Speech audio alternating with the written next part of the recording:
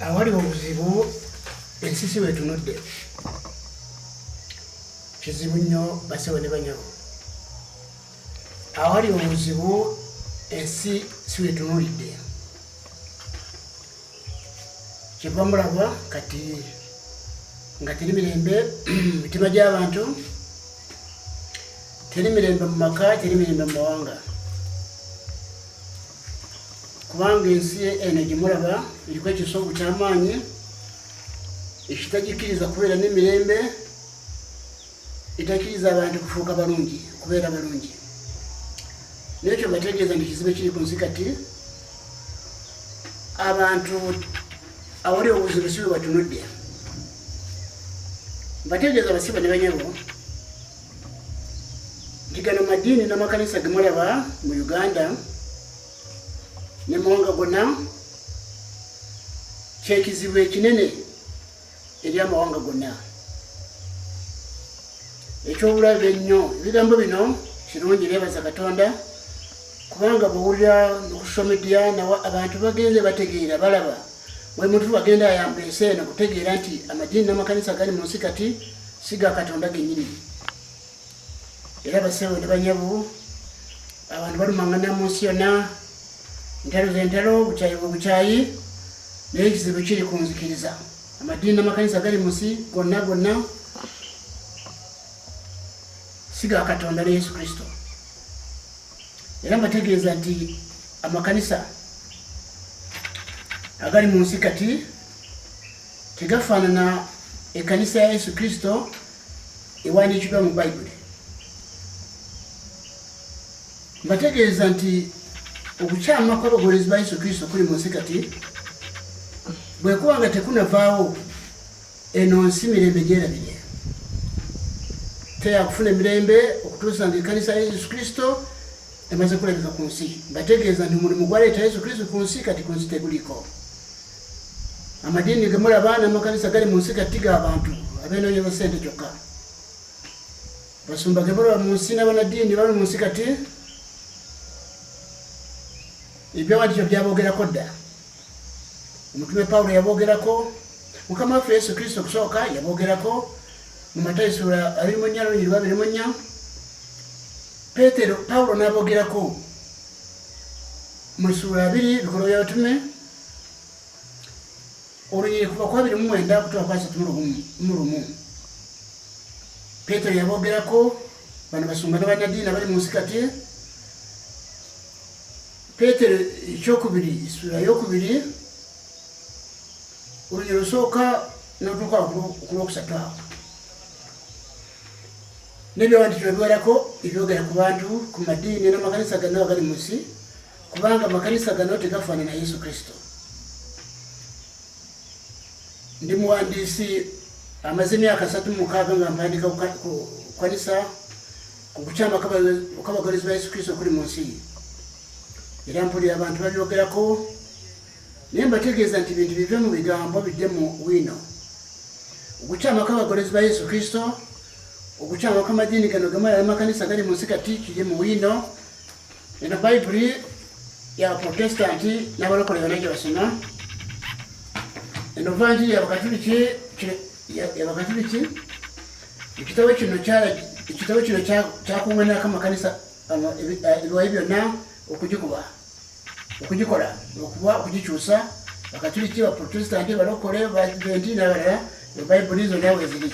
Kiseera kituuse mutegeere nti ddala amakanisa n'amadiini agali mu nsi kati ddala ga Yesu Kristo oba g'abantu. Mbategeeza nti naweebwa obwandiisi buno 1998 nga ndi mu kifo kino wendi kati nali nsula mu kayumba k'essubi akali wano. Mwoyo wa Katonda nassa ebigambo nintegeera nga okukyama weekuliko abagoberezi ba Yesu Kristo. Era Katonda n'abikola nintegeera tikibi kyenjawukana kyemulaba, enjawukana zino zemulaba ziri mu bo, bano Bakatuliki, bano Baprotestanti, bano balokole ba Kayanja, bano balokole ba Kakande, bano balokole ba Serwada, bano balokole ba Bugingo, n'abalakola nga bwe mulaba ebiwayi byabwe byonna. Balina Bayibuli emu, bakkiriza omu Yesu Kristo naye bayawukana nga bwe balaba. Kabonero akalaga nti baava mu kkoolo lya Katonda. Era omwoyo ogudukanya amadiini n'amakanisa gali mu nsi kati si mwoyo wa Katonda, wabula mwoyo mubi wekudukanya madini n'amakanisa gali munsi kati. N'ekyo kati kwenjogerera wano eno nsi kusinziira ku byafaayo byayo teyinza kubeera n'emirembe ng'ekigambo kya Katonda tekiriiwo mu nsi. Kubanga ensi eno yasooka kuva ku Adamu, yasooka kuva ku Adamu, omuntu yasooka yagikuba ekigo ensi eno. Bwe yeenoona Katonda akolimira ensi eno, Sura 3:17 Katonda akolimira ensi eno n'omuntu n'amukolimira.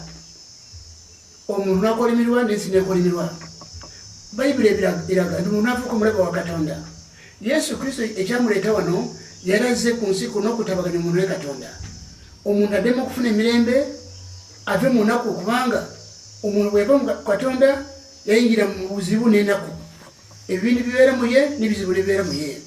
Era omuntu nga talaba kwonoona ebizibu tebyali ku nsi.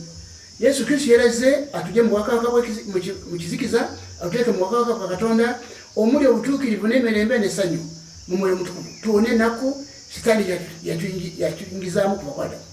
N'ekyo amadiini n'amakanisa agali mu nsi kati tegamanyi kigenda mu maaso. Mbategeeza nti n'abasumba ne bannaddiini abali mu nsi kati ssente zonna ze basolooza ku bantu kutuuka leero Yesu Kristo taziragiranga mu ndagaano ye empya y'ekisa. Yesu Kristo taziragiranga. Era baba ensi bagikutte obujega. Abasumba ne bannaddiini ensi bagikutte obujega. Bagidde endagaano zino, endagaano empya n'ekadde ne bazitawulatabula nga bono obwana buzanya mu katale, kano kafuna kano tekafuna. Ne bakyangacanga ensi ne babba ensi ne bajogoloza. Yesu Kristo atumanga muntu yenna omukozi we okufuna obugagga nga busolozeza ku bantu nga bannaddiini n'abasumba bali mu nsi kati bwe bakola. Bano bantu bakyereeta era abantu abaali bakulunda ekisibo, abaali bakukulembera amakanisa mu ndagaano mpya Yesu Kristo. Si be bano baliwo, bano bakyereeta, bano bafumbi ba mutwe. Mbategeeza gye mikambwe Pawulo gyeyayogerako erijja mu nsi gisasaasira kisibo. Yesu Kristo bayogerako ni bano b'obulima ne bakristo b'obulima balijja mu nsi. Bw'ate balina Bayibuli emu, bakkiriza omuli Yesu Kristo nabo yaawukana baafuuka obulira. Mulowooza ekiri mabega w'ekyo ki? N'ekyo ekiseera kituuse basebe ne banyaba omugoberera obuwandiisi buno. Era kati ku lusozi luno Kitongo wano Kasanda district, Kasanda Town Council,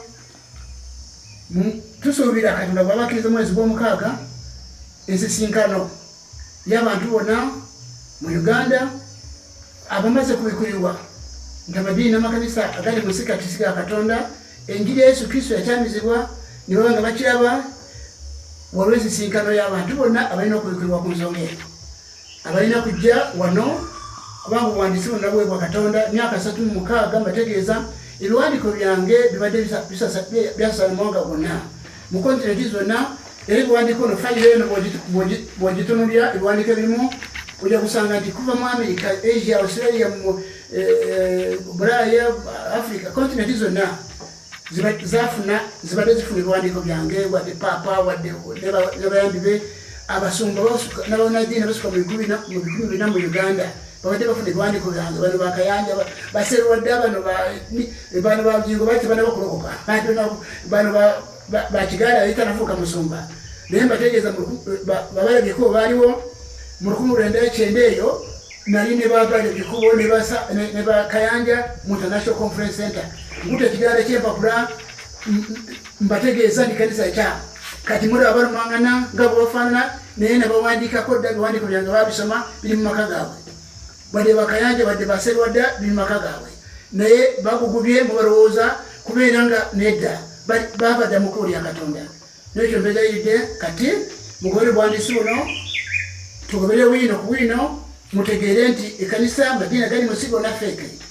Ensi kyova mulaba efaafaaganya yonna nga bwe mugiraba. Mugoberere bwandiisi buno.